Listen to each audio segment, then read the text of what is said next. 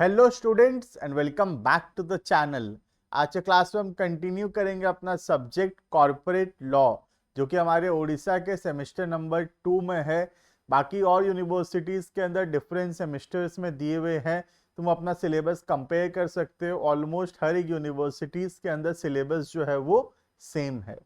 हमारा डिस्क्रिप्शन जरूर से चेक करना।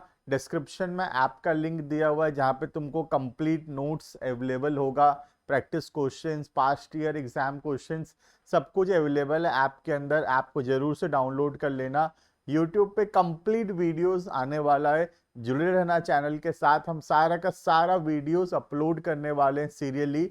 हम जो नेक्स्ट पिछले क्लास में जो टॉपिक पढ़ रहे थे वो था काइंड्स ऑफ कंपनीज। बहुत सारे टाइप्स ऑफ कंपनीज हमारे सिलेबस के अंदर दिया हुआ है। आज हम उसी को कंटिन्यू करेंगे और next type of company start करेंगे। जो नेक्स्ट टाइप ऑफ कंपनी आज हम लोग शुरू करने वाले हैं वो टाइप ऑफ कंपनी का नाम है एसोसिएट कंपनी। हम पिछले क्लास में एक टॉपिक पढ़े थे होल्डिंग या सब्सिडियरी कंपनी। जो होल्डिंग या सब्सिडियरी कंपनी रिलेशनशिप था वो था कि जब एक कंपनी किसी दूसरे कंपनी को कंट्रोल करता है।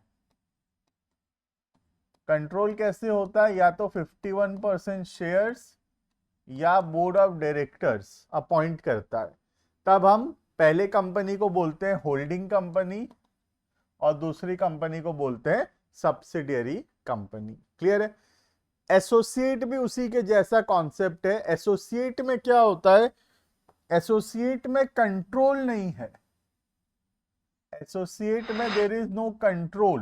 कंट्रोल का मतलब है हम उसको कंट्रोल नहीं कर सकते, हम जो चाहेंगे वो नहीं होगा। यहां क्या होता है, हम लोग सिर्फ क्या कर सकते हैं, हम इन्फ्लुएंस कर सकते हैं। सर इन्फ्लुएंस कर सकते हैं मतलब हम 20% वोटिंग राइट्स रखें तो हम उस सामने वाली कंपनी को इन्फ्लुएंस कर सकते हैं। बट ऐसा नहीं है कि जो चाहेंगे वो होगा, बट हाँ हम इन्फ्लुएंस जरूर कर सकते हैं।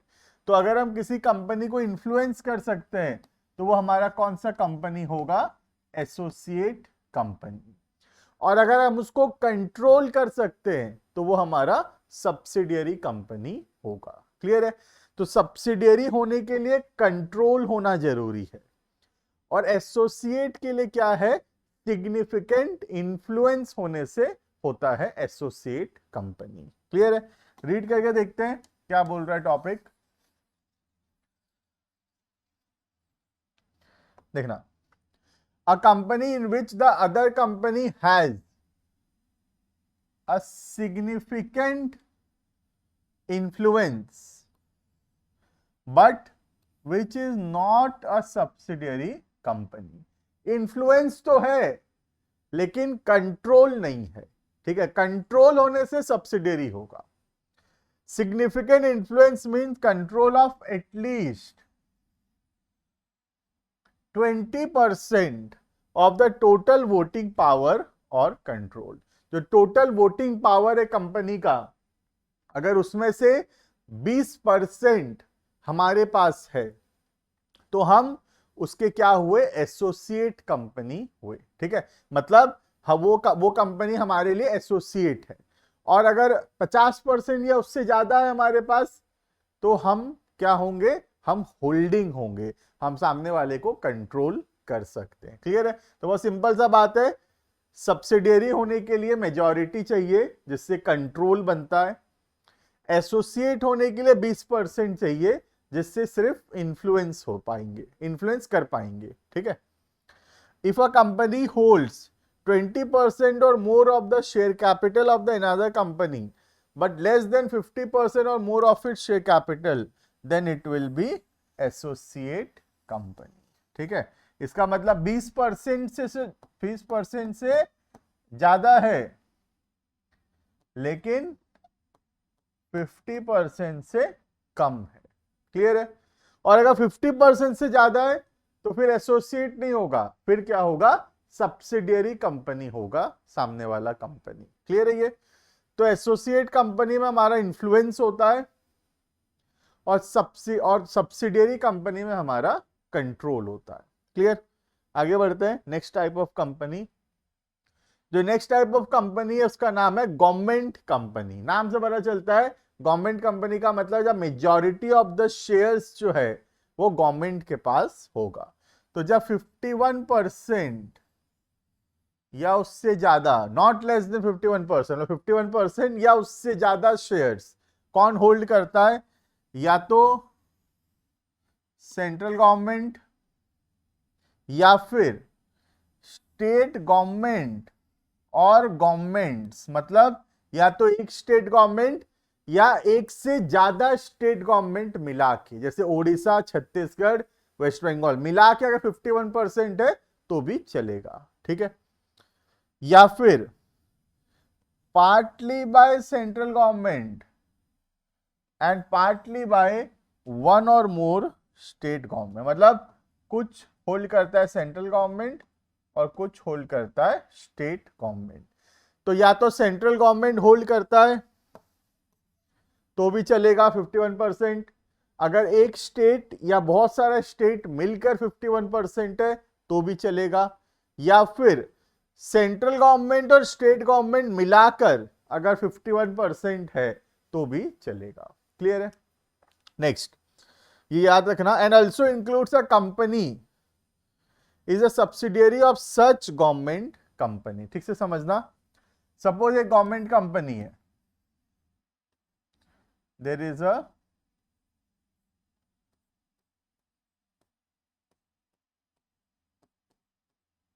गवर्नमेंट कंपनी, ठीक है, और इस गवर्नमेंट कंपनी का एक सब्सिडियरी कंपनी है जिसमें गवर्नमेंट कंपनी 51% शेयर्स होल्ड करता है। तो ये वाली जो कंपनी है कौन सी कंपनी है, हमारी मतलब गवर्नमेंट कंपनी की क्या कंपनी है, ये सब्सिडियरी कंपनी। तो ये जो सब्सिडियरी कंपनी है इसको भी क्या माना जाएगा, इसको भी गवर्नमेंट कंपनी ही माना जाएगा। बात समझ में आ रहा है? तो अगर एक गवर्नमेंट कंपनी है, वो गवर्नमेंट कंपनी किसी दूसरी कंपनी में मेजॉरिटी शेयर होल्ड करता है, तो ये जो दूसरा कंपनी है ये क्या कंपनी हुआ, सब्सिडियरी कंपनी हुआ। किसका सब्सिडियरी हुआ, इस गवर्नमेंट कंपनी का। तो अगर तुम्हारी होल्डिंग कंपनी गवर्नमेंट कंपनी है तो तुम भी गवर्नमेंट कंपनी ही माने जाओगे। क्लियर है ये? नेक्स्ट, स्मॉल कंपनी, छोटी कंपनी किसको बोलेंगे, तो स्मॉल कंपनी एक टाइप ऑफ प्राइवेट कंपनी होता है, पब्लिक कंपनी नहीं, प्राइवेट कंपनी, ठीक है। Small company means a company other than a public, मतलब कौन सा कंपनी का बात चल रहा है, ये प्राइवेट कंपनी। तो स्मॉल कंपनी एक प्राइवेट कंपनी है जिसमें paid up share capital does not exceed 50 lakh rupees. तो पेड अप शेयर कैपिटल जो है वो 50 लाख से ज्यादा नहीं है, और such higher amount as may be prescribe which shall not be less than 5 crore rupees. तो फिलहाल तो 50 लाख प्रेस्क्राइब्ड है, फ्यूचर में गवर्नमेंट उसको बढ़ा सकता है, अप टू 5 करोड़ कर सकता है, बट फिलहाल अभी 50 लाख है। तो वो प्राइवेट कंपनी जिसका paid up share capital 50 lakh exceed नहीं करता, मतलब 50 लाख या उससे कम है, और turnover of which as per the last profit and loss account does not exceed 2 crore rupees, जिसका टर्नओवर 2 करोड़ रुपया से कम है, मतलब 2 करोड़ या उससे कम है, 2 करोड़ एक्सीड नहीं करता, वैसे कंपनी को क्या बोलेंगे, स्मॉल कंपनी। ये जो 2 करोड़ का लिमिट है, गवर्नमेंट कभी भी चाहे तो इसको 20 करोड़ तक कर सकता है क्या, लेकिन अभी 20 करोड़ किया है नहीं, अभी 20 करोड़ नहीं किया। तो एज ऑन टुडे मैं बात करूं तो आज का जो लिमिट है वो है paid up share capital does not exceed 50 lakh rupees, और turnover as per the last PL account does not exceed 2 crore rupees. तो ऐसी कंपनी को क्या बोला जाएगा, स्मॉल कंपनी। तो स्मॉल कंपनी एक टाइप ऑफ प्राइवेट कंपनी होता है जिसका paid up share capital 2 crore से क्रॉस 50 लाख से क्रॉस नहीं किया है, या जिसका टर्नओवर जो है वो 2 करोड़ रुपए से क्रॉस नहीं किया है, ऐसे कंपनी को क्या बोलेंगे? Small company. ठीक है। अब स्मॉल कंपनी के डेफिनेशंस में कुछ कंपनी को एक्सक्लूड किया गया है। कौन कौन सा कंपनी देखना? पहला, ये लागू नहीं होता किनके ऊपर? होल्डिंग सब्सिडियरी कंपनी के ऊपर। This clause does not apply to a holding subsidiary company. दूसरा, सेक्शन 8 कंपनी। सेक्शन 8 कंपनी क्या होता है? सेक्शन 8 कंपनी होता है एनपीओ। एनपीओ समझते हो? नॉट फॉर प्रॉफिट ऑर्गेनाइजेशन, जो प्रॉफिट के लिए काम नहीं कर रहे। और तीसरा है any other company by any special act. ठीक है, जैसे कि कोई स्पेशल एक्ट है पार्लियामेंट का, उससे कोई कंपनी बना है तो उनपे भी ये स्मॉल कंपनी का रूल लागू नहीं होता। ठीक है, तो सिंपल सा प्रोविजन है। स्मॉल कंपनी मींस एक प्राइवेट कंपनी जिसका paid up share capital does not exceed 50 lakh rupees और turnover does not exceed 2 crore rupees. Small company का रूल किसके ऊपर लागू नहीं होता? 3 कंपनी के ऊपर। पहला, होल्डिंग सब्सिडियरी कंपनी, दूसरा सेक्शन 8 कंपनी, और तीसरा any company incorporated by a special act. Clear है? नेक्स्ट जो टाइप ऑफ कंपनी है फॉरेन कंपनी। फॉरेन कंपनी मतलब जरूर इसका फॉरेन से कोई रिलेशन होगा। तो एक ऐसी कंपनी जो इनकॉर्पोरेटेड आउटसाइड इंडिया, मतलब इंडिया से बाहर बना है बट इंडिया में बिजनेस कर रहा है, having a place of business in India, वैसी कंपनी को बोलेंगे फॉरेन कंपनी। ठीक है, देखना, foreign company means any company और बॉडी कॉर्पोरेटेड इनकॉर्पोरेटेड आउटसाइड इंडिया। ध्यान से देखना, कंपनी बना कहां है, रजिस्टर कहां हुआ है? Outside India. ठीक है, which has a place of business in India. India में बिजनेस करता है वो, वेदर बाय इटसेल्फ, या तो खुद करता है, और थ्रू एन एजेंट, उसका कोई एजेंट अपॉइंट है वो करता है, फिजिकली और थ्रू इलेक्ट्रॉनिक मोड। मतलब इंडिया से बाहर बना है कंपनी, फॉर्म हुआ इंडिया से बाहर, बट इंडिया में बिजनेस करता है या तो खुद से या किसी एजेंट के थ्रू, इधर फिजिकली और electronically, and conducts any business activity in India in any manner. तो या तो बिजनेस प्लेस है इंडिया में उसकी कंपनी है, उसका ऑफिस है, या फिर इंडिया में बिजनेस कर रहा है। हो सकता है इंडिया में ऑफिस ना हो सकता है इंडिया में मैन्युफैक्चरिंग ना हो, लेकिन फिर भी इंडिया में मतलब बिजनेस कर रहा है, तो भी वो फॉरेन कंपनी होगा। क्लियर है? तो फॉरेन कंपनी के लिए क्या क्या रूल है? पहला, मैं समराइज करता हूं फटाफट से, जो चीज काम का है ज्यादा उसको मैं मार्क कर दिया हूं। देखो, ये सब जो मैं मार्क किया हूं इंपॉर्टेंट है। तो फॉरेन कंपनी किसको बोलेंगे? सबसे पहला, इनकॉर्पोरेटेड आउटसाइड इंडिया, इंडिया से बाहर बना है, इंडिया से बाहर रजिस्टर हुआ है कंपनी। ठीक है, जिसका या तो प्लेस ऑफ बिजनेस है इंडिया में, has a place of business in India, India में उसका प्लेस ऑफ बिजनेस मतलब इंडिया में उसका मैन्युफैक्चरिंग प्लांट है, ऑफिस है, कुछ भी इंडिया में है, या फिर इंडिया में बिजनेस एक्टिविटी वो कंडक्ट करता है। तो ऐसी कंपनी को क्या बोला जाएगा? Foreign company. फॉरेन कंपनी का डेफिनेशन इंपॉर्टेंट है क्योंकि हम फॉरेन कंपनी के ऊपर हमारा इंडिया का टैक्स लगाने वाले हैं, तो इंपॉर्टेंट है ये समझना कि किसको फॉरेन कंपनी बोलेंगे। क्लियर? नेक्स्ट आता है लिस्टेड कंपनी। इसमें तो कुछ है ही नहीं, सबसे आसान है।